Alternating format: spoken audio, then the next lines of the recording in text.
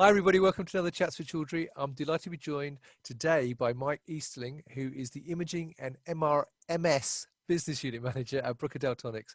And we're going to be talking about spatialomics. But before we start talking about that, Mike, how are you? I'm doing great, Lizwan. How about yourself? Very well. The sun's shining, so I can't complain. It's getting a bit colder. Autumn's coming, but actually the sun's shining, so you can't complain. And actually, the last time we met was way back in Atlanta for ASMS in Yeah, 2019, that's right. where you actually That's right. did a video with me for the Tim's Top Flex when it was launched there. And Yep. actually, you've done more than one video with me, because actually the year before we met at IMSC conference in Florence, and you also did a video with me there for the That's CIMAX right. That's right. MRMS. So actually, you're a video interview veteran actually doing this, although slightly different us doing a two-way conversation like this rather than having a camera in your face. So hopefully this is going to be a bit easier, a bit Exactly. better actually for you. I mean, Well, I hope I come across like a veteran. I appreciate it. I'm sure you will. So before we go on, how did that launch go for the Tim's Top Flex last year at ASMS? How's the launch gone for you?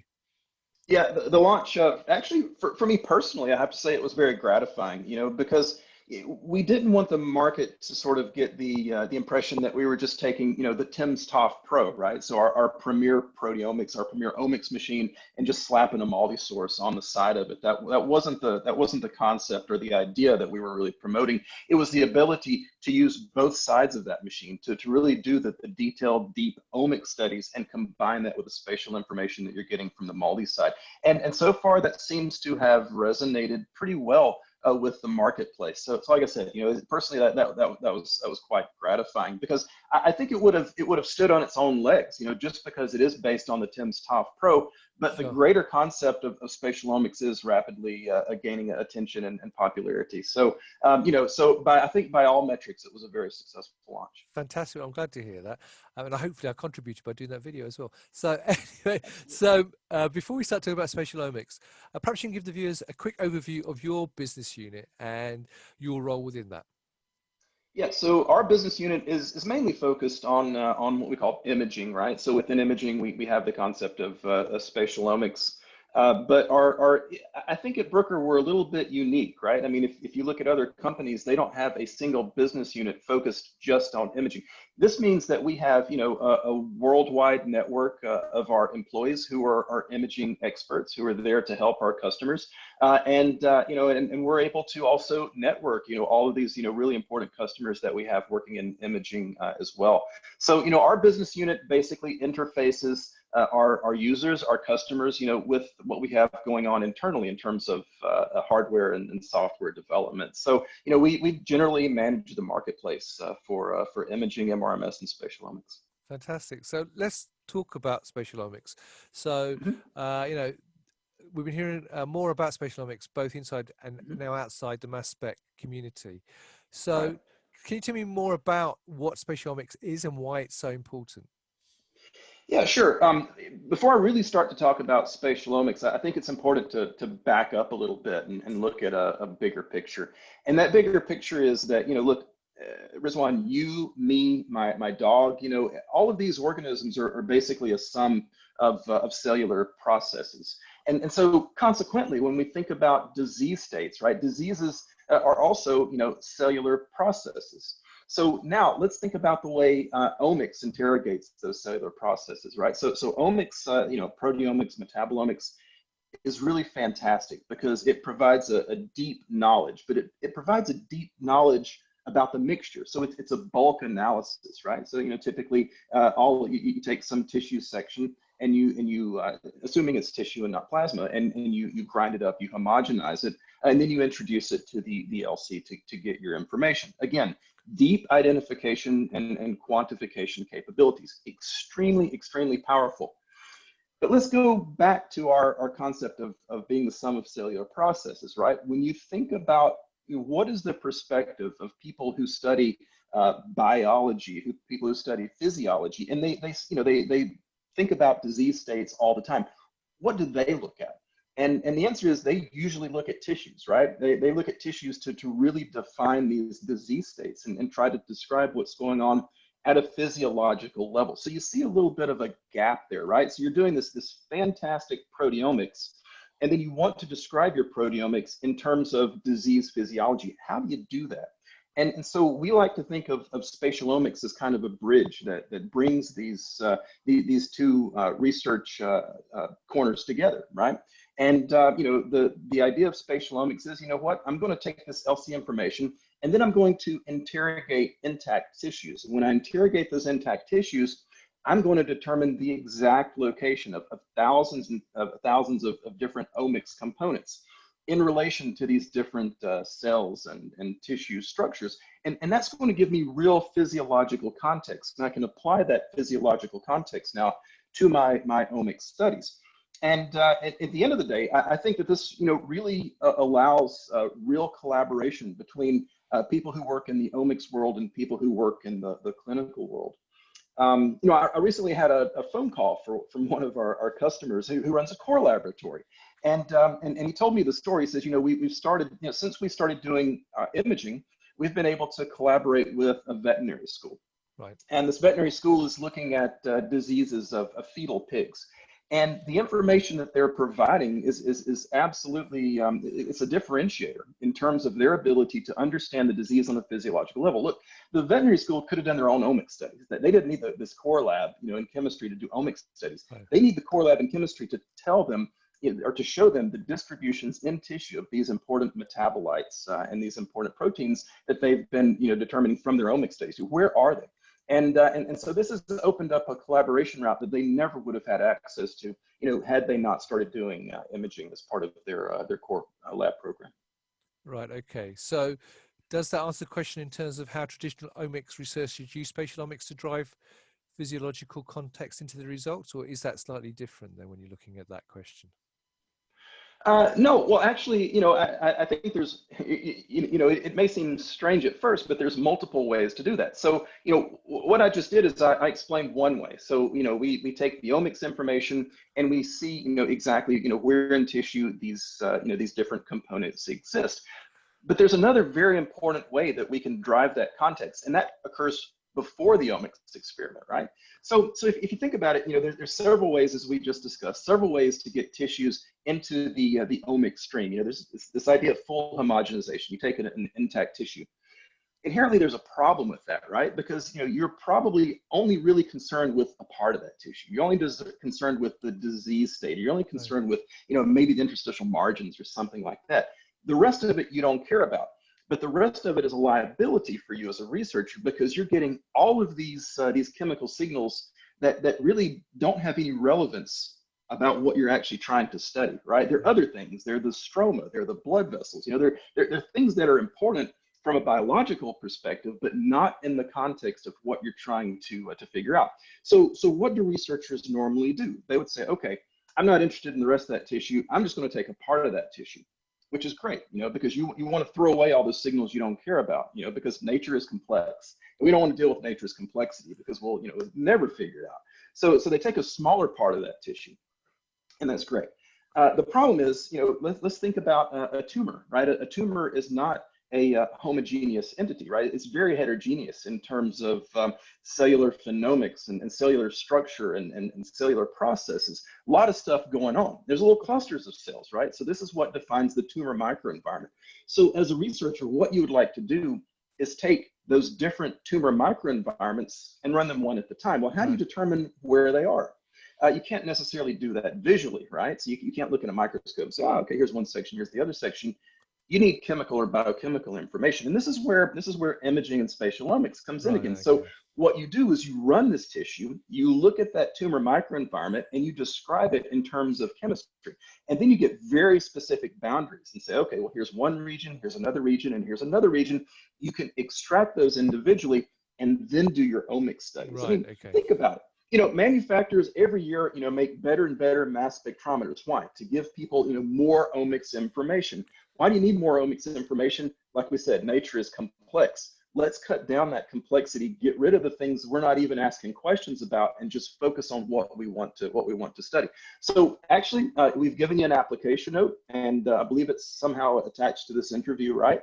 And if people want to know more about how that process worked, this was all done in Ron Heeren's lab in the Netherlands. He published a paper. We have an application note that describes exactly how this process works. Fantastic. Well, I'll make sure that link gets added onto this video post when we put Sure. it up.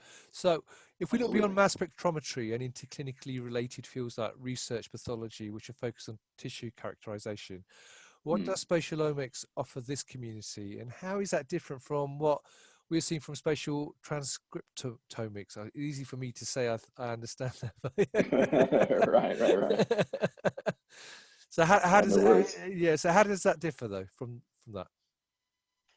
Yeah, so earlier we gave the reference, of how, spatialomics can, bring together the community of omics and the people who are looking at investigations of disease pathology. But let's first just take a look at pathology, on its own. Look, a lot is expected from this field, of research pathology, and the amount of tools, some of the tools they've been using have been in place for 100 years, right? The ability to look at cellular morphology was an absolute breakthrough 100 years ago, because now you could actually, describe diseases in terms of differential cellular morphology. But things are getting a little bit more complicated, because all of the fantastic research, that's being done in for instance, cancers, right? The output of all of this research is, people are developing a lot more information, so you're getting more cancer subtypes. This is a problem for pathologists, right? You look 20 years ago, there might be 5 different types of a cancer. You take any given cancer. Today, there might be 20, 25, or 30 different subtypes. So now you're really sort of stretching the limit of what you can determine from, the traditional pathology methods, using staining or using IHC, FISH, to be able to localize where one particular protein is, right? So this is where we really see spatialomics as being a value add for this clinical community. But let's take, for example, glycans, right? It is very easy for us to run an imaging experiment for glycans, right? So we work with some collaborators, especially the people at the Medical University of South Carolina, people like Rick Drake, Anna Mehta, Peggy Angel. And so what they've shown us is, glycans are extremely specific in their ability to describe cancer states. And from the way that, tissues are glycosylated, you learn a lot about, the aggressiveness of a cancer and how you might want to therapeutically approach a cancer. Glycans are something that really, in terms of the pathology community, there's just transparency. You can image glycans as a pathologist, but you don't really have specific tools. You use lectins, which their job is just to grab onto anything, right? So of course they'll grab a glycan, they'll grab a bunch of other stuff too. So, because of that lack of specificity, we haven't really seen a lot of, glycan work in pathology space. But more and more what we see are the clinicians associated with these research pathology labs saying, look, we need therapeutic direction. We've got more and more tools available to us in terms of therapeutics, right? With all of the immune oncology that's being developed, in the cancer field right now.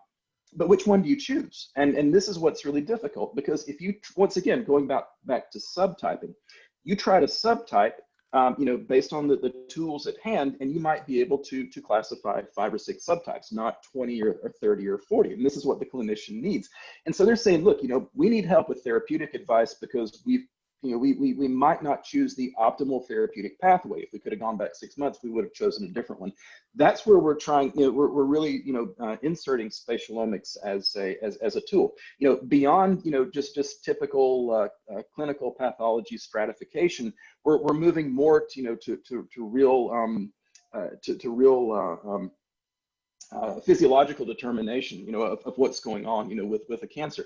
And, it's not being done in a vacuum either. We're really starting to think about, how we do this in a multi-imaging role. So currently, our software is able to overlay this chemical information with optical information, with staining or with IHC information, right? So you can combine, we're not saying eliminate the tools that are already there. We're saying take those tools and make them a lot better, right? So this concept of multi-omics. Excellent. Well, there's obviously a lot going on in that field. So what do you see the future for spatialomics in terms of clinical relevance?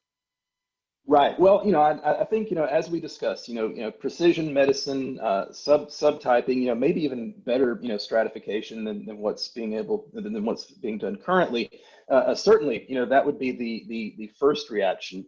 And I would say also, running multimodal studies with spatial transcriptomics. We've seen a large increase or large uptake, within the community of first transcriptomics and then spatial transcriptomics. Again, exactly the same thing that we're talking about from an omics perspective, they're doing from a transcriptomics perspective.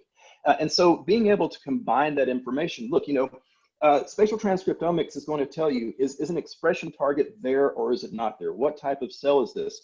But that's where it stops. It doesn't tell you how active that particular protein is. Can you quantify the output of that protein? What's really going on there? And how has that protein been modified? Is it glycosylated? You don't have any of that information. So what we'd like to do as a value add, Spatialomics adds that information on top. And then if you think about where the field is going, in terms of other imaging modalities, I mean, and omics also, is looking at single cell analysis, right? This is a really popular buzzword right now. But single cell analysis has the same flaw as the bulk analysis that we talked about. Throws away a lot of information, right? Rizwan, if somebody called you and said, you know what, we found this crashed spaceship in the desert. Here's a part of it. Now, what do you think this part does? You could do a metallurgical analysis. You could try to, based on the shape of the part, try and figure out, well, what does this actually do? What you would really want is to see that part working, in a network of other parts, right? And so that's really what we're doing. We're providing that interaction context. You can do single cell analysis, but that single cell just doesn't float in space, right? It sits within a network of other cells. So we want to give back that information that's basically being neglected when you do the bulk studies or when you do the single cell analysis. And then sort of I think the final, final frontier, right? So the final frontier might be, machine learning. So, pathology as more and more, they've moved to these digital platforms, and they're looking at machine learning, to sort of take over sort of the rudimentary and routine jobs, within research pathology or clinical or anatomical pathology even. And so, if we look at one of the drawbacks of machine learning is, does it have enough information to create really solid models? I mean, what does it have right now? Again, you have that optical information, so you can look at cellular morphology, and that's great. Machine learning should be able to say this cell is different than this cell in terms of the shape, the morphology of the cell. But what if we were able to give it just thousands and thousands of channels of chemical and biochemical information? Look, if you were a patient, what would you prefer? Would you prefer that machine learning algorithm to just be able to access visual information and maybe a little bit of protein information?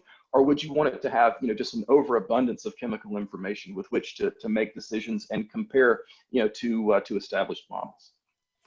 Right. Well, obviously that is the way forward for a lot of different applications, and not just in science, but in lots of other industries as well, with AI coming in and machine learning coming into it. I suppose my only other question would be in terms of interpreting the data, because obviously you're talking about overlaying different technologies, if you like, for want of a better term, with spatialomics and so on. And are there people there who actually understand the data they're getting to be able to make sense of that data? So then Exactly. then obviously then use that in terms of machine learning going forward. That's the thing, isn't it? Yeah, absolutely. And the tools are just getting better and better. Fantastic. Well, that's really, really interesting. There's a lot of stuff going on, obviously, in an area I'd never really thought of before, Michael. So thank you for taking the time out to talk to me about Yeah, you that. bet. You bet. That's all we've got time for today. But as you mentioned earlier, you've got an application note that we will put up on with the video, so you can download that. And I'm sure there's lots of other information Fantastic.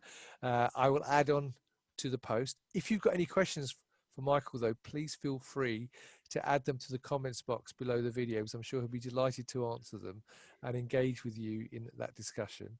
But all that's left for me to say actually is, Michael, thank you very much for taking the time out to talk to me. It's been lovely to see you. I mean, as I said, last time was way back in, God, when was it? June or July last year, actually, when SMS was there. So it's lovely to see you again. It's our yearly sort of conversation, really, I think.